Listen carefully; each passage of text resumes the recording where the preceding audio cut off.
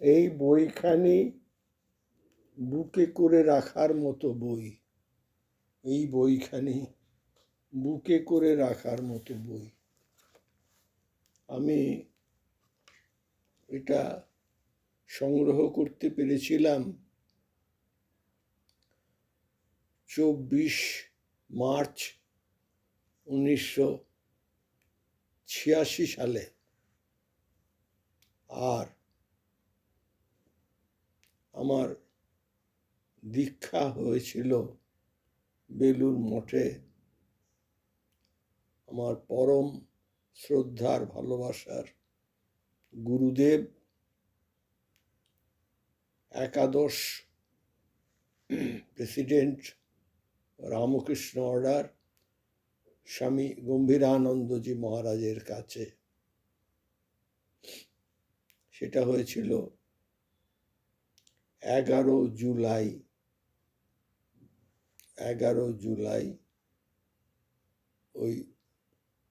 1986 সালে বেলুড় মঠে। আর আমরা সবাই জানি কথামৃততে ঠাকুর নিজে বলে গেছেন, যিনি গুরুদেব, যিনি গুরু, তিনি ইষ্ট, যিনি ইষ্ট তিনি গুরু। সেই জন্যে আমি তখন থেকেই জানতাম এবং বলতাম যে আমিও শ্রীরামকৃষ্ণকে দেখেছি, কিন্তু আমার দেখা শ্রীরামকৃষ্ণ স্বামী গম্ভীরানন্দজির মতো দেখতে। কারণ আমার জানা ছিল ঠাকুরের সেই উক্তি, যিনি গুরু তিনি ইষ্ট। এই যে বইখানি মহেন্দ্রনাথ দত্ত স্বামীজির মধ্যম ভ্রাতা লিপিবদ্ধ করে গেছেন। তিনি ছিলেন শ্রুতিধর এবং তিনি ছিলেন অত্যন্ত অ্যানালিটিক্যাল ঐতিহাসিক অবজারভার, সায়েন্টিফিক অবজারভার। মানে ইমোশনে হারিয়ে যাওয়ার মানুষ তিনি ছিলেন না। সেজন্য আমি যা পাঠ করতে চলেছি, শ্রী শ্রী রামকৃষ্ণের অনুধ্যান, আজকে হলো 15 ডিসেম্বর 2023 পাঠ করতে চলেছি। এটা আমার দ্বিতীয় পাঠ।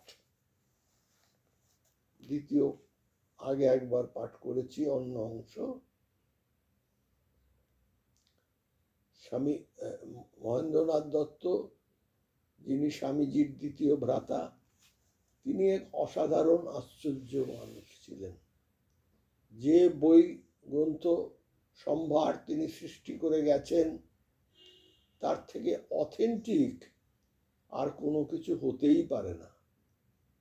যারা জানেন তারা জানেন, যদি পারেন শ্রদ্ধেয় ভক্ত শ্রোতৃবৃন্দ, তারা শ্রী শ্রী রামকৃষ্ণের অনুধ্যান মহেন্দ্রনাথ দত্ত লিখিত সংগ্রহ করে বুকে জড়িয়ে রাখবেন আর অভিভূত থাকবেন, এই আমার প্রার্থনা। আমি এবার পাঠ করতে চলেছি বইটি থেকে কখন প্রথম মহেন্দ্রনাথ দত্ত শ্রীরামকৃষ্ণকে চাক্ষুষ করেছিলেন, নিজের চোখে দেখেছিলেন। আমাকে ছেড়ে ছেড়ে পড়তে হবে, কারণ এই লম্বা চ্যাপ্টার আমাকে ছেড়ে ছেড়ে টুকরো টুকরো ভাবে পড়তে হবে। এবং সেটা করে আমি ইউটিউব করে ভক্তবৃন্দের কাছে নিবেদন করব। সবাইকে আমার শ্রদ্ধা প্রণাম জানাই। সবাই শান্তিতে থাকুন, সবাই মুক্ত হয়ে যান, জয় ঠাকুর। ধর্মস্য গ্লানিহ ভীতঃ পরিদৃশ্য শীঘ্রম কামার পুষ্করৈতি প্রতীতে সমৃদ্ধে গ্রামে সুবিপ্র সদনে অভিভূত দেব শ্রীরামকৃষ্ণ ভগবন্ত সুপ্রভাত। ওং স্থাপকায় চ ধর্মস্য সর্বধর্ম স্বরূপিণে অবতার বরিষ্ঠায় রামকৃষ্ণায় তে নমঃ। यथाग्निदहिका शक्ति रामकृष्ण स्थिता हिजा सर्वविद्या स्वरूपां तां शारदां प्रणमाम्यहं। नमो श्री ज्योतिराजाय विवेकानंद सूरये सच्चित सुख स्वरूपाय स्वामिने तापहारिणे। श्रीयुक्त মহেন্দ্রনাথ দত্তকে আভূমি প্রণাম জানিয়ে আমি আমার পাঠ এবার শুরু করছি। রামদাদার বাড়িতে। রামদাদার পূর্বেকার বাড়ি ছিল কলিকাতার পূর্ব প্রান্তে নারিকেল ডাঙায়। এই বাড়ি নষ্ট হইয়া যায়। রামদাদা সিমলায় বাড়ি তৈয়ার করিয়াছিলেন। বাড়ির ঠিকানা ছিল 11 নম্বর মধুরায় লেন। এই লেন বা গলিটি ছোট, পূর্ব পশ্চিম বরাবর। এই বাড়িতেই পরমহংস মশাই সর্বদা আসিতেন। বাড়িটি গলির দক্ষিণ দিকে। বাড়িটির সদর দরজা ছিল উত্তরমুখ। দক্ষিণমুখ হইয়া সদর দরজায় ঢুকিতে ডান দিক হইতে পশ্চিম দিকের দেয়াল পর্যন্ত বাহিরে একটি সরু ও লম্বা রক ছিল। দরজায় ঢুকিয়া সম্মুখে একটা পথ বা দালান বা একটা বড় ঘরের মাপের মতো জায়গা এবং ডান ধারে অর্থাৎ পশ্চিম দিকে 3টি দরজা, ওয়ালে একটি বৈঠকখানা। এই ঘরটির উত্তর দিকে অর্থাৎ রাস্তার দিকে লোহার গরাদ দেওয়া 2টি জানালা এবং দক্ষিণ দিকে গরাদ দেওয়ালা অনুরূপ 2টি জানালা ছিল।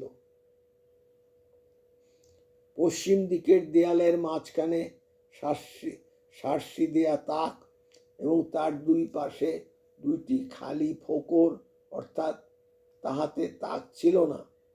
সদর দরজার সম্মুখের পথটি বা দালানটি দিয়া দক্ষিণ দিকে বা ভিতর দিকে যাইলে ছোট একটি দালান। দালানটি হইল পূর্ব পশ্চিম মুখ বা বরাবর।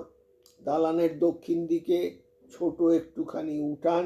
উঠানটির বাঁ দিকে বা পূর্ব দিকে 2টি থামওয়ালা একটুখানি দালান এবং ঠিক দক্ষিণ দিকে একটি লম্বা ঘর। উঠানের ডান দিকে বা পশ্চিম দিকের দেয়ালের কাছে উপরে উঠিবার সিঁড়ি। সিঁড়িটিতে দক্ষিণমুখ হইয়া উঠিতে হইত। সিঁড়ি দিয়া উঠিতে বাঁ দিকে বা মাঝের চাতালের দক্ষিণ দিকে একটি কুটুরি বা ছোট ঘর। এই ঘরটিতে শিবানন্দ স্বামী কিছুকাল তপস্যা করিয়াছিলেন। তাহার পর সিঁড়িটি ধরিয়া ঘুরিয়া গিয়া দোতলায় উত্তরমুখ হইয়া উঠিলে প্রথমে সম্মুখে একটি কলঘর এবং পূর্ব দিকে মুখ খুলিলে একটি লম্বা দালান। দালানটির উত্তর দিকে নিচুকার বৈঠকখানা। সদর দরজার দালানের রিজু 2টি ঘর। বাড়ির উপরে দোতলায় পূর্ব ও দক্ষিণ দিকে আরও 2টি ঘর ছিল এবং নিচুকার পূর্ব দিকের বর্ণিত ছোট দালানের উপরেও আর একটি ঘর ছিল। দোতলার সিঁড়িটি আবার ঘুরিয়া গিয়া দোতলার ছাদে উঠিয়াছে। এই হইল রামদাদার বাড়ির মোটামুটি বর্ণনা। ইহা হইল 1882 বা 1883 খ্রিস্টাব্দের কথা। বোধ হয় ওই বৎসরেরই গরমিকালে বৈঠকখানায় পরমহংস মশাই রামদাদার বাড়িতে আসিলেন। দিনটি শনিবার কি রবিবার হইবে আমি সন্ধ্যার সময় যাইয়া বৈঠকখানার তৃতীয় দরজাটির সম্মুখে, অর্থাৎ দক্ষিণ দেয়ালের নিকট যে দরজাটি, তাহার সম্মুখে বসিলাম। আমার প্রথম এইরূপ মনে হইল, দক্ষিণেশ্বর থেকে এই যে লোকটি এসেছে, একেই কি বলে পরমহংস? দেখিলাম লোকটির চেহারাতে কোনো বৈশিষ্ট্য নাই।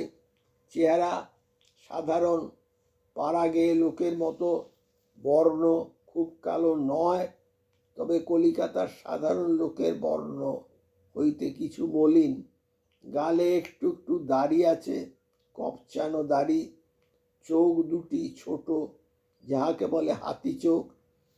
চোখের পাতা অনবরত মিটমিট করিতেছে, যেন অধিক পরিমাণে চোখ নড়িতেছে।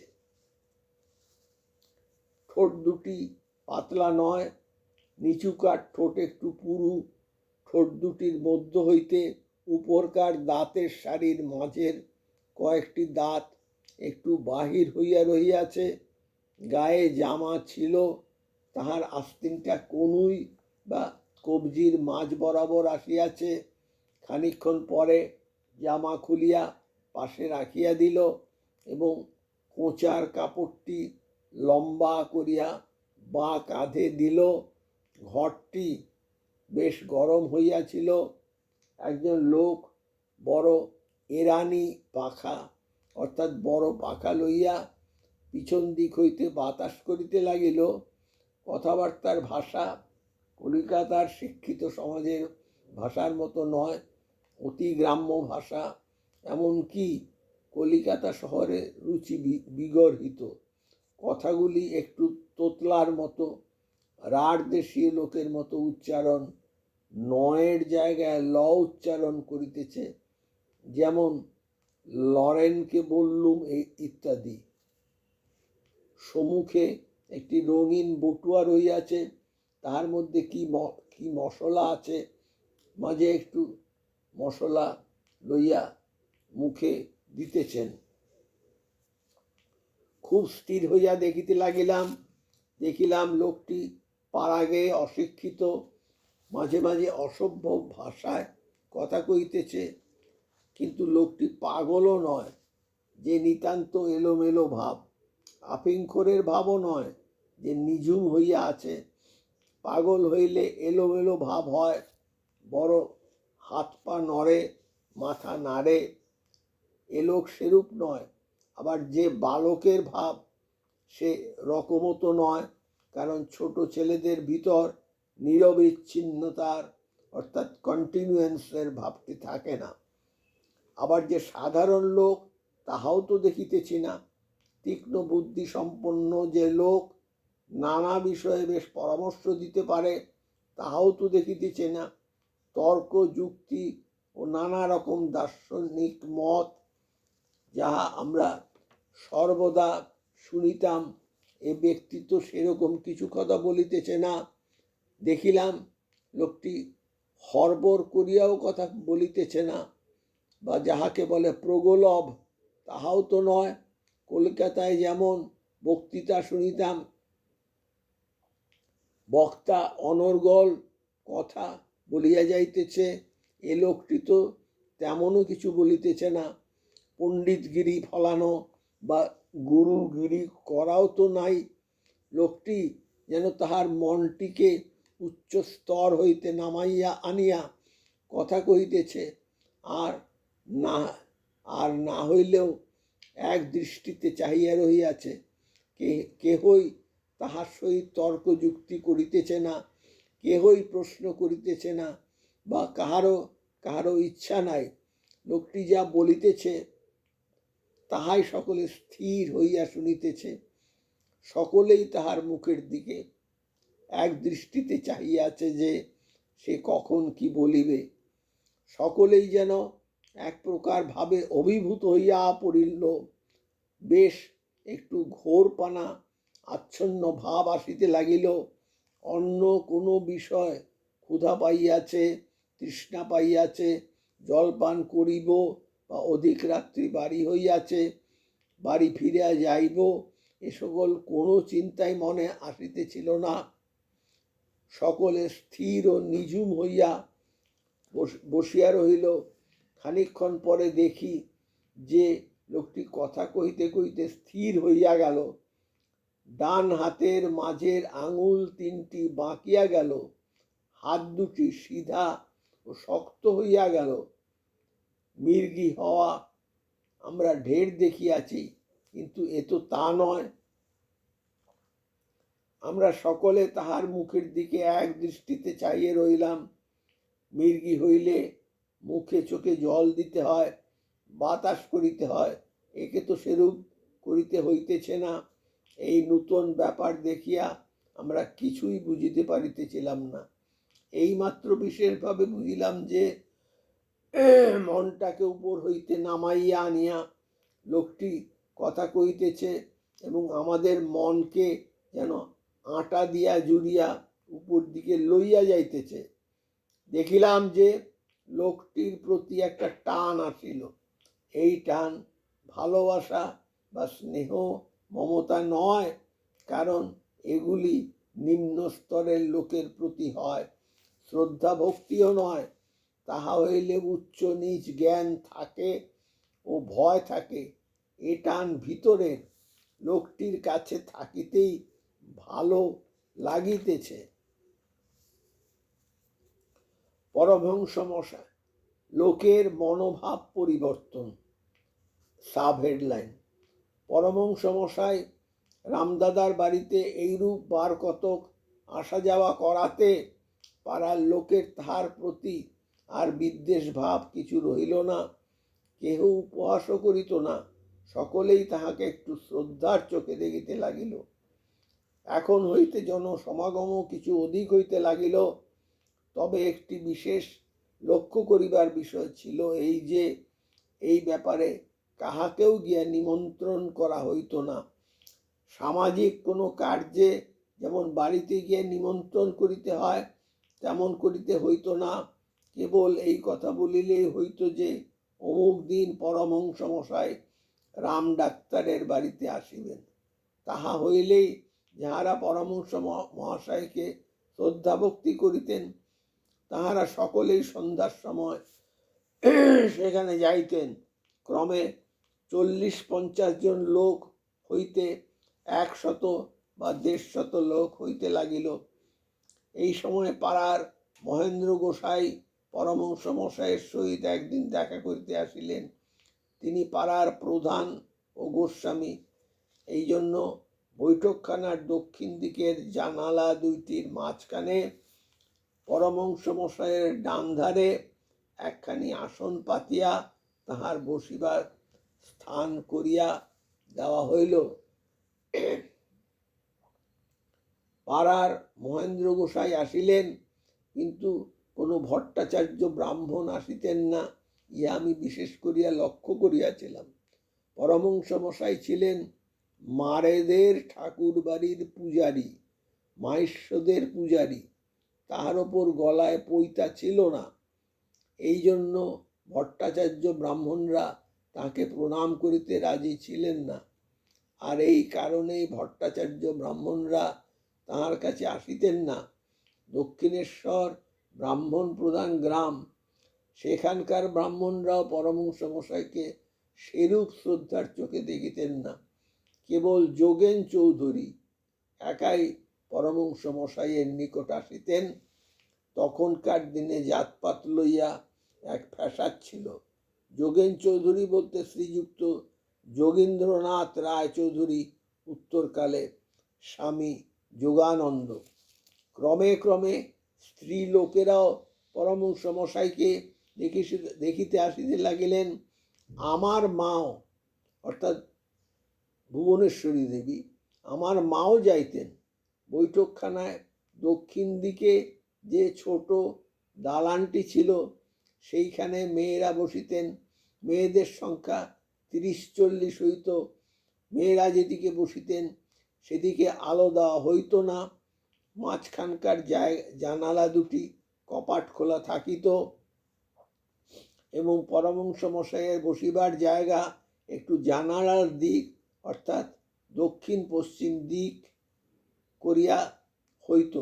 এইরূপ ব্যবস্থায় স্ত্রীলোকেরা পরমহংস মশাইকে দেখিতে পাইতেন এবং তাহার সকল কথা শুনিতে পাইতেন, কিন্তু সেখানে আলো না দেয়ায় ঘরের ভিতর হইতে কেহ মেয়েদের দেখিতে পাইত না। এই ছিল বসিবার বন্দোবস্ত। চিক বা পর্দা দিবার আবশ্যক হইত না। ভাগবত আলোচনা। পাড়ার মহেন্দ্র গোসাই মাঝে মাঝে পরমহংস মশাইয়ের সহিত সাক্ষাৎ করিতে আসিতেন। মহেন্দ্র গোসাইয়ের সহিত তাহার ভাগবত ও ভক্তি বিষয়ে নানারূপ আলোচনা হইত। মহেন্দ্র গোসাই তাহার কথাবার্তায় পরম আনন্দ অনুভব করিতেন। একদিনকার কথা আমার একটু মাত্র মনে আছে, যেন এই ভাবের একটি কথা উঠিল, ভক্তি বড় কি মুক্তি বড়? পরমহংস মশাই বলিলেন, মুক্তি দিতে নারাজ নই, ভক্তি দিতে নারী। তবে সে সকল কথাবার্তা বিশেষ কিছু বুঝিতে পারি নাই, এই জন্য স্পষ্টভাবে কিছু মনে নাই। দেখিলাম ভক্তির কথা উঠিলে পরমহংস মশাই পুরা মাত্রায় বৈষ্ণব ভক্ত হইতেন। আবার যখন শ্যামা বিষয়ে গান করিতেন তখন ঠিক সেইভাবে তন্ময় হইয়া যাইতেন। সেইভাবে তন্ময় হইয়া যাইতেন। আমি পাতা উল্টে যাচ্ছি, সেই জন্য একটু সময় লাগছে। সাবহেডিংটা আছে, কি সাজাবি আমায়। পরমহংস মশাই রামদাদার বাড়িতে আসিলে সুরেশ মিত্তির আনন্দে বিভোর হইয়া অনবরত পায়চারি করিতেন এবং সকল লোকের তত্ত্বাবধান করিতেন। তিনি ভাবে এত মাতোয়ারা হইয়া পড়িতেন যে কখনো ঘরটির ভিতর বসিতে পারিতেন না। গরমিকালে একদিন সুরেশ মিত্তির ফরমাস দিয়া একটি অতি সুন্দর বেল ফুলের গোড়ে মালা আনাইয়াছিলেন। মালাটি বেশ বড়, এত বড় যে গলায় দিয়া দাঁড়াইলে মালাটি জাজিমের উপর পড়িয়া আরো খানিকটা বেশি থাকে। মালাটির নিচের দিকে কতকগুলি ফুল দিয়া একটি তোড়ার মতো করা, ফুলের থোবনা আর মালার মাঝে মাঝে রঙিন ফুল ও জড়ি দেওয়া তবক। মালাটি যতদূর সম্ভব উৎকৃষ্ট। সুরেশ মিত্তির আনন্দে বড় অধীর হইয়া উঠিয়াছেন। তিনি একটি রূপার বাটিতে গোলাপ জল ঢালিয়া বা হাতে লইয়াছেন, ডান হাতে একটি রূপার ঝাঁঝরিওয়ালা পিচকারি, চোঙামুখ নয়। রূপার পিচকারিটি 2 আঙুল দিয়া ধরিবার জন্য 2টি আংটা বা করা আছে এবং পিচকারির ডাটিটি বুড়ো আঙুল দিয়া তুলিবার জন্য একটি আংটা বা করা আছে। সুরেশ মিত্তির পিচকারি দিয়া সকলের মাথায় গোলাপ জল দিতেছেন। তাহার পর ওই মালাটি লইয়া পরমহংস মশাইয়ের গলায় পরাইয়া দিয়া পায়ের কাছে প্রণাম করিলেন। পরমহংস মশাই দাঁড়াইয়া উঠিলেন। মালাটি তক্তাপোষের উপর জাজিমে ঠেকিয়া লুটাইতে লাগিল। পরমহংস মশাইয়ের সমাধি অবস্থা আসিতে লাগিল। কখনো বা তিনি ডান হাতের আঙুল দিয়া নিজের শরীরের দিকে দেখাইতে লাগিলেন, কখনো বা উপর দিকে নির্দেশ করিতে লাগিলেন ও মৃদু মৃদু স্বরে এই গানটি গাইতে লাগিলেন, আর কি সাজাবি আমায়, জগৎচন্দ্র হার আমি পড়েছি গলায়। সাবহেডিং কীর্তন ও নৃত্যে অনেক সময় বৈঠকখানায় কথাবার্তা শেষ হইলে পরমহংস মশাই দক্ষিণ দিকের ছোট উঠানটিতে গিয়া কীর্তন করিতেন।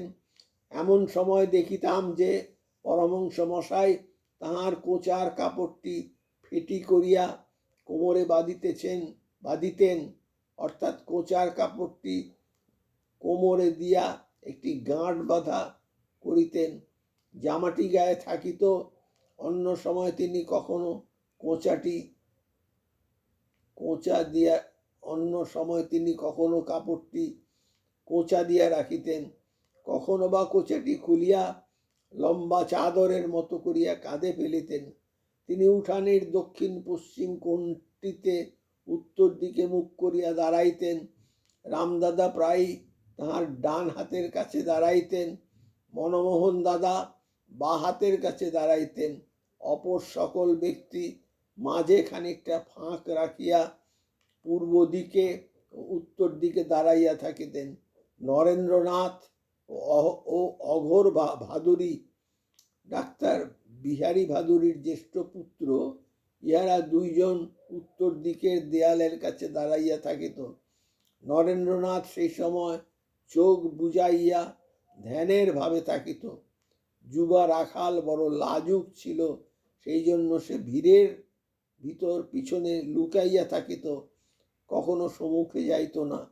কখনো কখনো রামদাদার অপর এক মাস্তুত ভাই নৃত্যগোপাল দাদাও কীর্তনে থাকিতেন।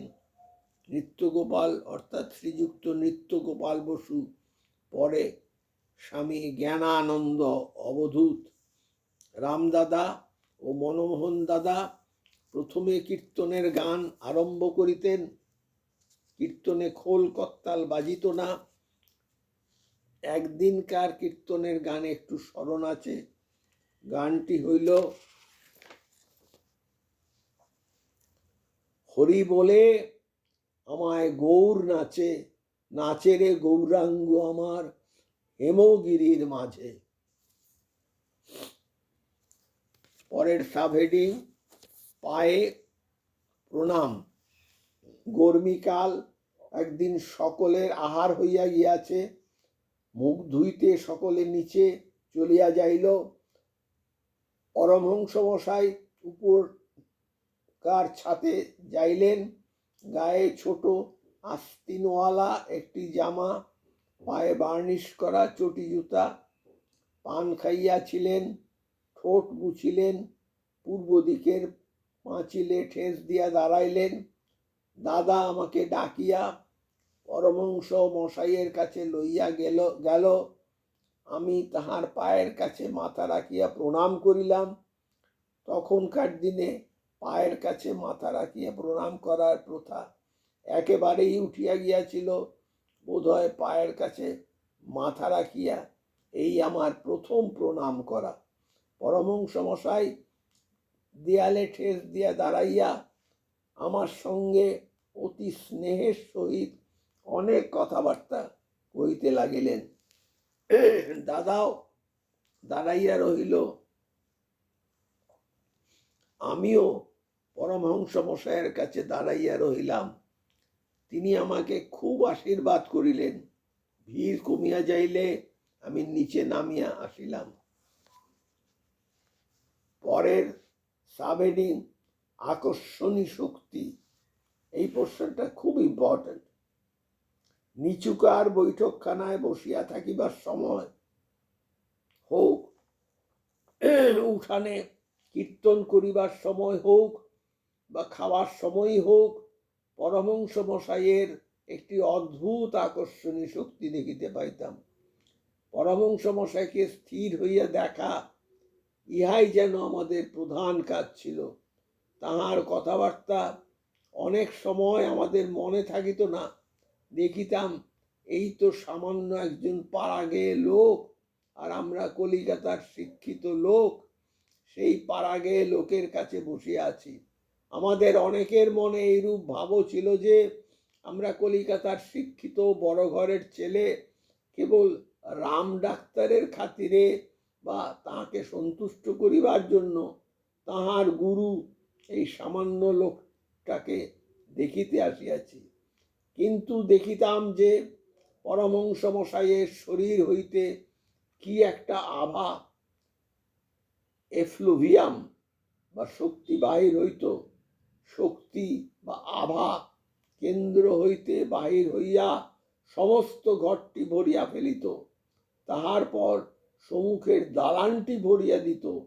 এমনকি সেই আভা বা শক্তি জানালার গড়াদের মধ্য দিয়া বাহির হইয়া গিয়া রাস্তায় যেন ঢেউ খেলিত।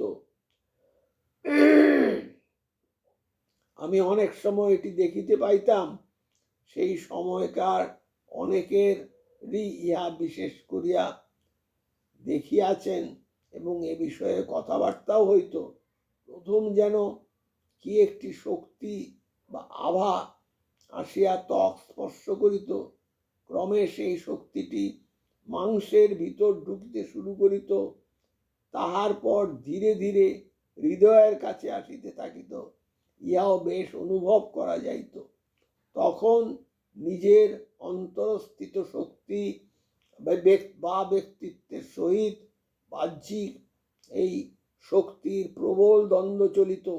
অবশেষে বাহ্যিক শক্তি আভ্যন্তরীণ শক্তিকে পরাভূত করিয়া ভিতরে প্রবেশ করিত। তাহার পর ব্যক্তিত্ব বা নিজের কোনো একটি শক্তি বা ক্ষমতা এসব কিছুই থাকিত না। কি যেন একটি শক্তিতে আচ্ছন্ন হইয়া যাইতাম। নিজের স্বাভাবিক যে সকল চিন্তা, ঘর বাড়ির চিন্তা, এই সকল কিছুই থাকিত না। মন যেন কোথায় চলিয়া যাইত। দেহ ছাড়িয়া মনটা বা ভিতরটা যেন অন্য এক রাজ্যে চলিয়া যাইত। কাহারি বা দেহ, কাহারি বা মন, কাহারি বা বাসনা, কাহারি বা সংকল্প, জগতের ক্রীড়া সমূহ দূরে পড়িয়া রহিয়াছে একটা ছবির মতো। জগতের জন্য আকাঙ্ক্ষা, মায়া, মমতা কিছুই নাই। এমনকি নিজের হাত পা বা দেহ যে আছে সে বোধও থাকিত না। বিদেহ বা অশরীরী অবস্থা যেন হইয়া যাইত। চিন্তা, বাসনা ও তর্ক যুক্তি অতি তুচ্ছ বলিয়া বোধ হইত। এমনকি জব ধ্যান, যাহাকে ভগবত লাভ বা সত্য লাভের অতি শ্রেষ্ঠ উপায় বলা হইয়া থাকে, তাহাও বন্ধন বলিয়া মনে হইত। শ্রদ্ধেয় নাগ মহাশয় অর্থাৎ শ্রীযুক্ত দুর্গাচরণ নাগ একবার বিজয়কৃষ্ণ গোস্বামী মহাশয়কে বলিয়াছিলেন, এখানে অর্থাৎ শ্রীরামকৃষ্ণ সমীপে এসেছ, চোখ বুঝে বসে আছো কেন? দেখতে এসেছ, চোখ খুলে দেখো। কথাটি অতি সত্য। জব ধ্যান সেখানে বন্ধন বা অন্তরায় হইয়া যাইত। এইরূপ অশরীরী ভাব সকলের ভিতর 3 দিন পর্যন্ত থাকিত। ঠিক হিসাব মতো বলিলে 2.5 দিন থাকিত। জগৎটাকে যেন দেখা যাইতেছে, পূর্বের ঘর দুয়ার ইত্যাদি সব কিছুই কিন্তু অসংলগ্ন ভাবে। যাহা করিবার হাত পায়ে তাহা করা যাইতেছে, কাজে কোনো ভুল হইতেছে না, কিন্তু মনটা যেন অন্য স্তরে চলিয়া গিয়াছে। তাহার পর ধীরে ধীরে সেই শক্তিটি চলিয়া যাইত এবং স্বাভাবিক অবস্থা আসিয়া যে যাহার কাজ করিত। একটি বিষয় বিশেষ উল্লেখযোগ্য যে একজন আরেকজনের গায়ের উপর কি যেন একটা আভা রহিয়াছে দেখিতে পাইত। এই আভা থাকার দরুন পরস্পরের মধ্যে একটি অদ্ভুত আকর্ষণী শক্তি আসিয়াছিল। ইহা ভালোবাসা নয়, ভালোবাসা ইহার কাছে অতি তুচ্ছ জিনিস। পরমহংস মশায়ের প্রতি যেমন একটি আন্তরিক আকর্ষণ হইয়াছিল, পরস্পরের প্রতিও সেইরূপ আকর্ষণ হইয়াছিল। এই জন্য পরমহংস মশাইয়ের একটি আত্মগোষ্ঠী গড়িয়া উঠিয়াছিল, আর সেই জন্যই বাহিরের লোকেরা তাহার কাছে যাইতে তত ইচ্ছা করিত না। পরস্পরের সহিত না দেখা হইলে বড় কষ্ট বোধ হইত। 2-3 জন একসঙ্গে বসিয়া পরমহংস মশাইয়ের সম্বন্ধে কথাবার্তা কহাই বড় আনন্দের বিষয় ছিল। রাস্তায় পরস্পরে দেখা হইলেই পরমহংস মশাইয়ের কথাই হইত, সংসারের কথাবার্তা হইত না। অফিস হইতে আসিয়া মুখ হাত পা না ধুইয়াই 2-3 জনে বসিয়া বিভোর হইয়া পরমহংস মশাইয়ের বিষয়ে কথাবার্তা কহিত। অন্য কোনো কথা, সামাজিকতা বা পূর্ব বন্ধুদিগের সহিত মেলামেশা এসব আর ভালো লাগিত না। নিজেরা যেন অন্য এক রাজ্যের লোক, বাইরের জগতের দিকে মন রাখিবার আর কাহারও ক্ষমতা রহিল না। পরস্পরে বসিয়া যে কথাবার্তা হইত তাহার অন্য কিছু উদ্দেশ্য আছে বলিয়া কেহই জানিত না। কেবল পরমহংস মশাইয়ের সম্বন্ধে কথাবার্তা কহাই উদ্দেশ্য। এইরূপ কথাবার্তা কহিতে কহিতে রাত্রি অধিক হইয়া যাইত, কিন্তু একে অপরকে ছাড়িতে দিতে পারিত না। রাত্রিতে একজন অপরের বাড়ি পৌঁছাইয়া দিতে যাইত, আবার সে ব্যক্তি নিজ বাড়ির দরজা হইতে ফিরিয়া তাহাকে পৌঁছাইয়া দিতে আসিত। এইরূপে অধিক রাত্রি বা প্রায় সমস্ত রাত্রি পর্যন্ত উভয়ে পায়চারি করিত। কেহ কাহাকেও ছাড়িয়া যাইতে পারিত না। প্রত্যেক লোক বোধ করিত যে পরমহংস মশাই মিশ্রিত আটা লাগানো রহিয়াছে বলিয়া কেহ কাহাকেও ছাড়িয়া যাইতে পারিতেছে না। এ বিষয়ে কারো সন্দেহ করিবার কিছুই নাই, ইয়া আমরা স্পষ্ট অনুভব করিয়াছি। এইরূপ আচ্ছন্ন ভাবে থাকাতে কাজকর্মের কোনো ব্যাঘাত হইত না, বরং অল্প সময়ের মধ্যে নির্ভুল কাজ হইত। ইহাকে উদ্ভ্রান্ত হওয়া বলা যায় না, অজ্ঞাতসারে ভাব সমাধি হওয়া বলা যায়। জপ ধ্যান করিয়া যেরূপ উচ্চ অবস্থায় উঠা যায়, অজ্ঞাতসারে তাহাই হইত। পরমহংস মশাই যে কিরূপ ও কত দূর তার সূক্ষ্ম বা কারণ শরীর বিকিরণ করিতে পারিতেন, ইহা তাহারই নিদর্শন। অবশ্য ইহা জানিতে হইবে যে সব সময় তিনি নিজ দেহ হইতে এই শক্তি বাহির করিতেন না, কারণ অধিকাংশ সময়ে তিনি সাধারণ লোকের মতো সাধারণভাবেই থাকিতেন। সাধারণ লোক হইতে মাত্র কিছু তফাৎ এই যা, কিন্তু তিনি নিজে যখন উচ্চ স্তরে উঠিতেন এবং যখন তিনি ইচ্ছা করিতেন, তখন তাহার দেহ হইতে এই আভা বা শক্তি বাহির হইত। ওম শ্রী রামকৃষ্ণার্পণমস্তু। যে বিবরণ মহেন্দ্রনাথ দত্ত মশাই দিয়ে গেছেন তা আর কেউ এমনভাবে দিয়েছে বলে আমার জানা নাই। ওম শ্রী রামকৃষ্ণার্পণমস্তু।